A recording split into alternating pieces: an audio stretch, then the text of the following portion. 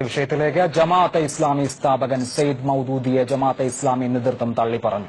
സംഘടനയുടെ പ്രമാണം മൗദൂദിയുടെ ലിഖിതങ്ങളോ വീക്ഷണങ്ങളോ അല്ലെന്ന് ജമാഅത്തെ ഇസ്ലാമി കേരള അമീർ ടി ആരിഫ് അലി പറഞ്ഞു. ഖുർആനും പ്രവാചക ചര്യയുമാണ് ജമാഅത്തെ ഇസ്ലാമിയുടെ മൌലിക പ്രമാണങ്ങൾ. ഇതാദ്യമായാണ് സ്ഥാപക നേതാവിനെ ജമാഅത്തെ ഇസ്ലാമി തള്ളിപ്പറയുന്നത്. ജമാഅത്തെ ഇസ്ലാമിയുടെ സ്ഥാപക നേതാവ് എന്നുള്ള നിലയിൽ സയ്യിദ് മൗദൂദിയോട് ജമാഅത്തെ ഇസ്ലാമിക്ക് കടപ്പാടുണ്ട്. അതേ അവസരത്തിൽ ജമാഅത്തെ ഇസ്ലാമിയുടെ പ്രമാണം എന്ന് പറയുന്നത് സയ്യിദ് മൗദൂദിയുടെ ലിഖിതങ്ങളോ സയ്യിദ് മൗദൂദിയുടെ വീക്ഷണങ്ങളോ അല്ല.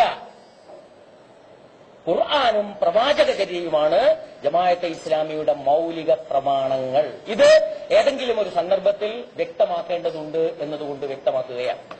1941 ജമാഅത്തെ ഇസ്ലാമി എന്ന സംഘത്തിന് അവിഭക്ത ഭാരതത്തിൽ അദ്ദേഹം രൂപം നൽകിയിട്ടുള്ളത്.